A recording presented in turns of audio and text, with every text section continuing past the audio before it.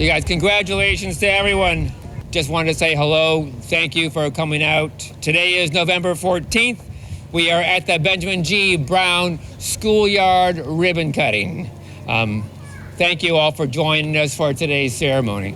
I'm Arn Franzen, Senior Project Manager with the Department of Public Space and Urban Forestry.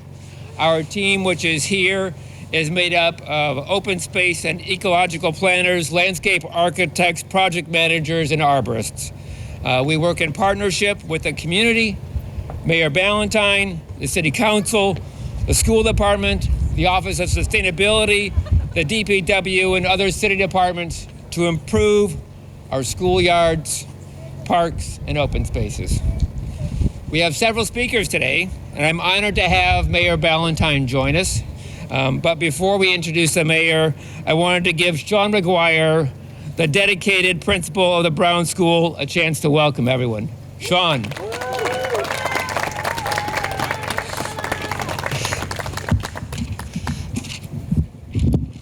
Thank you, everyone. Thank you, Arn, for that great introduction. Hi, Elliot. First of all, thank you all for coming out today and everyone's help in making this project a go for us, whether it was support from families or some of our esteemed political support here that we have in this area, as well as just a love for the Benjamin Brown School. A few things I wanted to say. You may not know this, but I think most of us realize this school was built in the year 1900. So I started doing some history on this today. Theodore Geisel, better known as Dr. Seuss, he wasn't even born until 1904. One of our most famous authors. I talked to a local historian, and you know at one time the Benjamin Brown School playground had, and this was in the 1950s, had an imaginary line down the center. Girls were allowed to play on one side and boys on the other. Luckily, we've come a long way since then, but that was also a little history that I found out on the way here today. Benjamin G. Brown, who the school is named after, was a Tufts professor, and we've all been asking, what does the G stand for? And it's Graves, Benjamin Graves Brown, and he was a Tufts professor, turn of the century here in the Somerville area. And finally, some other things of notes here at the Benjamin G. Brown in our 123rd, going into 124th year. We have been through 2 world wars, as well as 2 pandemics, one in 1918 and one of the most recent one that we're all well aware of. But on the positive side, we have really embraced the Brown School. We not just love it, it's part of the city, it's part of us. It's a family business, so to speak, and it is something that the neighborhood is very supportive of, not just the city, but the whole neighborhood in this area. Very proud to be the principal of it, and I'm really excited today to introduce Mayor Ballantyne so she can say some more important words than what I have to say. Mayor Ballantyne, please.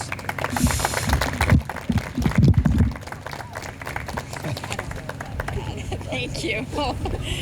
Hello, everyone. Let's see. Thank you for coming today. Yeah.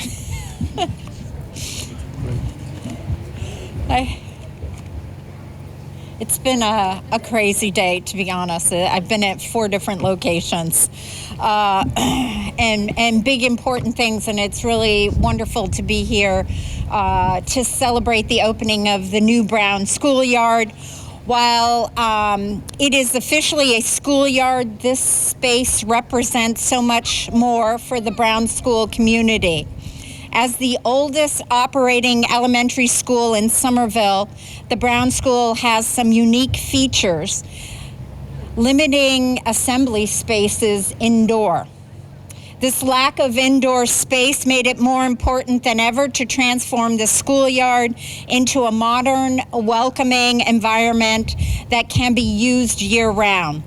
So while today we are opening the new Brown School schoolyard, I also would like to think of it as the Brown School living room, a unique, accessible gathering space for all types of school activity.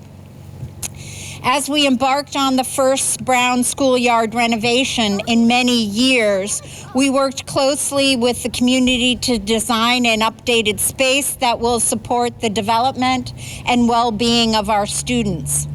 Our community-driven process transformed an old cracked asphalt surface into great multi-purpose space we're standing on today. And I especially want to thank the parents who advocated very strongly on behalf of this. Ryan Williams, Shaw Becker, Jackie Carrington. I don't know where did Jackie go all of a sudden. Oh, you've got your hood on, okay? Thank you for coming to meet with me. I think it was like I was maybe 8 weeks into my infancy as mayor, so thank you. Over the summer, the entire existing schoolyard was demolished and regraded to make it both a safer and accessible for community members of all abilities. Of course, the surface is only as good as it supports. The redesign also tackled the schoolyard's persistent flooding by reconstructing the entire drainage system underneath our feet. All of this work started the day after school closed for summer break and finished the day before the school opened for the year 2023-24. I'm genuinely in awe of everything our city, the Somerville public school staff were able to achieve by working together with dedicated teams of outside contractors. Their work looks great, and there's some cool new activities and recreation areas here to explore, including a new basketball court, a turf field, games including foursquare, hopscotch, wall ball, raised seating platforms, and garden beds. This project is a testament to the transformative power of thoughtful design and community-driven process.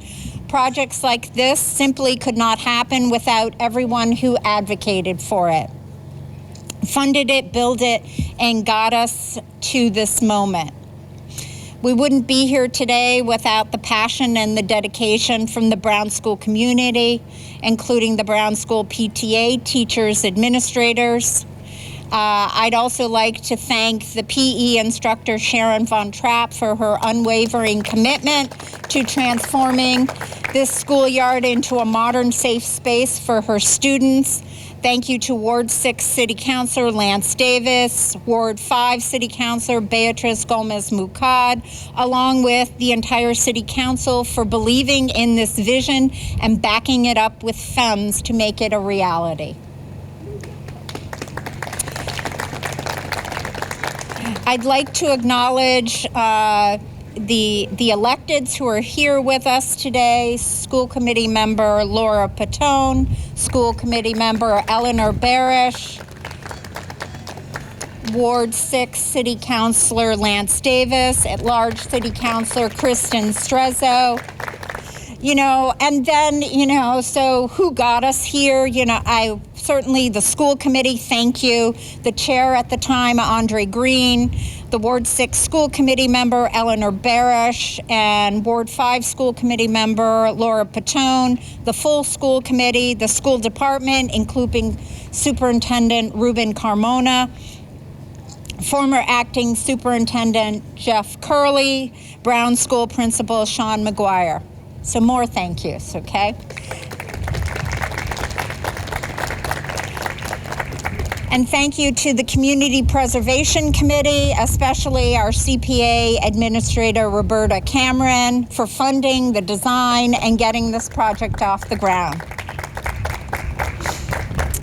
And I want to recognize the city's Somerville's incredibly talented public space and urban forestry team, Director Louisa Oliveira, Arn Franzen, Vanessa Bukili, as well as the hardworking Department of Public Works led by Commissioner Jill Lathan, with Mike Bowler, Ben Waldrop, and their staff.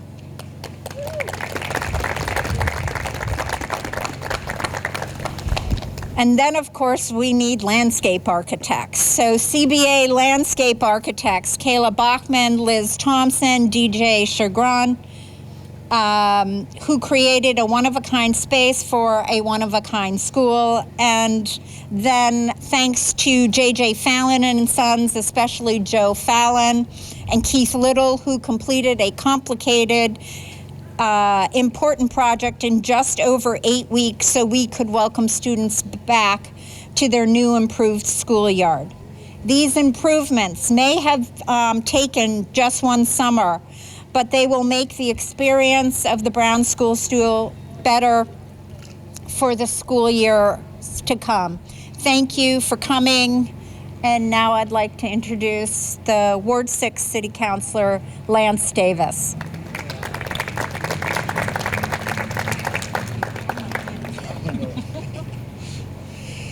Thank you, Mayor Ballantyne.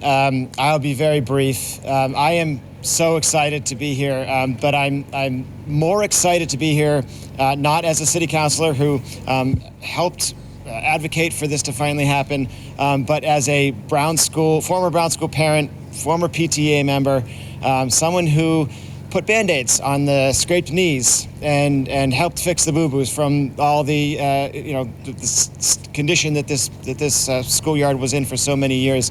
I'm over the moon that we finally are here, that we finally have something better than what was here before. But I would be remiss to not acknowledge the frustration that I know that I felt, that Brown School families that aren't here today, with kids that have gone on to other things, have felt over the years. This wasn't our first plan for this playground. We had a more comprehensive plan that was going to be, have more structures and more things. COVID, the pandemic that was mentioned earlier, put a nail in that plan. And then we had a summer where we thought something was going to happen, and then it didn't. If I've learned one thing in 8 years as a city councilor, it's that government moves slowly and things get in the way often, and it's through no fault of the good-meaning people who are trying to help. It just goes that way sometimes. But thank you to all of you, to the folks in the administration who listened, who recognized that something had to happen. As I said, I'm so thrilled that this is here. The Brown School faculty and staff, Principal McGuire, what more can I say about Principal McGuire? You all know, so I won't keep you out here in the cold anymore. I'll end with what I've said frequently about this community, about this school community and the people here. And as we look out and await the new paint that will come next year to even further activate and enliven this space, it might still look simple to the outsider, and I know there's views on either side of what we would ultimately love to have here, but I love that it is still simple, because if there's one thing I learned as a Brown School parent and by watching this community through the years, it's that Brown School kids' greatest superpower is their creativity. And a lot of that is driven by this space. You all know this, but anyone who walks by this space before school, during recess, after school, sees kids using their minds and creating magical things out of this open, empty space. And there's incredible value in that. I saw it in my own kids, and I'm glad we have now a safer space for it. We'll see what the future holds. As you all know, there's a whole lot we could talk about there, but for now, let's just be thrilled that we have this new safer space. And thank you to everyone who the mayor mentioned who helped help us make this happen. Thank you. And it's now my pleasure to call up to the dais. As Councilor Wilson always reminds me, this isn't a podium. He's very particular. Our superintendent, Dr. Ruben Carmona.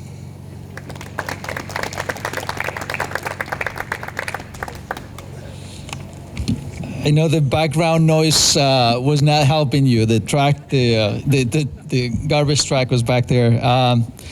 I didn't listen to my mom this morning. I didn't bring my jacket, my gloves, or my hat, and actually I'm really cold, so I'll try to be faster. But boys and girls, remember when your parents tell you wear your hats, make sure you do. My ears are freezing.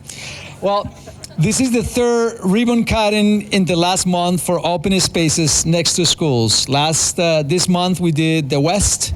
We did the Rivers Field at the high school, and this is the third one here at the Brown. This is a special one, though. And why is it special?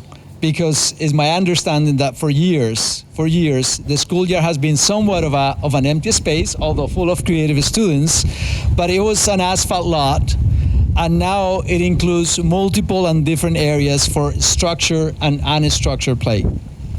There's seating beds, there's seating, there's garden beds, and there is new fencing as well. And I also heard that the wall ball was a hit. And students complain a little bit about the design, but I guess that creativity continues to thrive, so they figured out how to use it to their advantage. So at the Brown, dynamic recreational space is even more special, as a school that does not have a dedicated indoor space for physical education or recreation. So we understand that. This project is my understanding that is the result of years of collaboration, input, and advocacy. And we are thankful for the design teams and the city staff who took a community vision and made it a reality, especially taking into account the unique challenges and opportunities here at the Brown.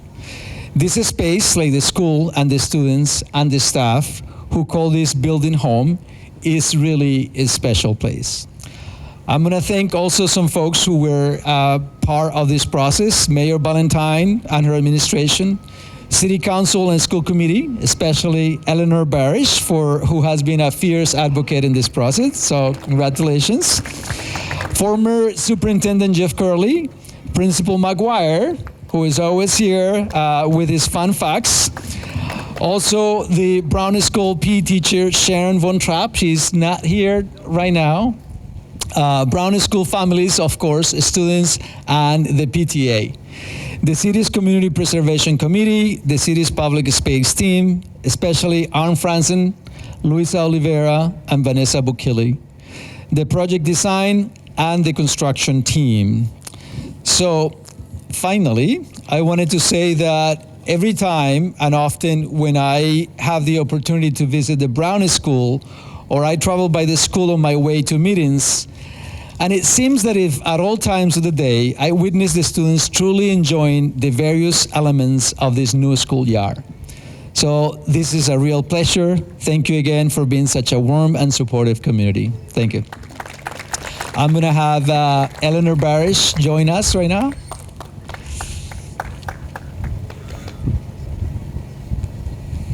Thank you, Dr. Carmona. I'll be very brief. I know Dr. Carmona's ears are cold. I just want to thank the years of advocacy by parents, students, educators, principals like Mr. McGuire, school committee reps, city councilors. This is truly years in the making. My oldest child is a senior in high school. I have been a Brown School parent for 13 years-ish now. I still have someone here. He loves this new play space. My senior in high school still loves playing stickball here. So it really is, to the mayor's point, an investment in the community as well as the school. And we are delighted with it. So thanks to everyone who's here, everyone who made this possible. And I'm looking forward to quite a few years of enjoying it. So thanks, everyone. I'm going to introduce Roberta Cameron from the CPA. Hello, everyone. Thank you. And so many words have been said. I will try to be very brief, but a couple of things that I really need to express is thank you to all of the volunteers who serve as the leadership that enabled this project, the volunteers who serve on boards and committees, the Community Preservation Committee, and the other boards and committees who have representatives on the Community Preservation Committee, and to all of the advocates in the Brown School and the neighborhood and beyond who brought this project to the CPC and pushed and insisted that this is something that we need to invest in. The Community Preservation Act, more than anything, in my view, is an investment in community spaces, both through the historic preservation and the open space and recreation segments of the funding program. And this is a beautiful example of a community space that we've created. And here's to more of these projects, and congratulations to everyone here. Thank you.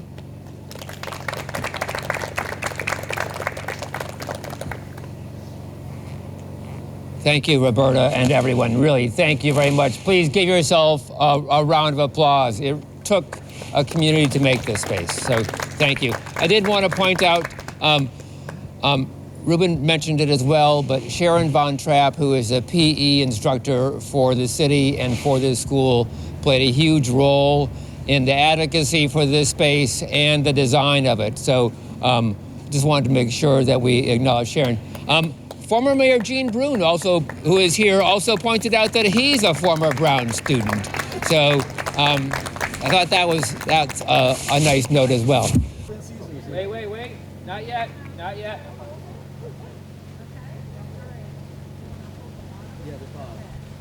Ready, we're gonna do a count. 1, 2, 3.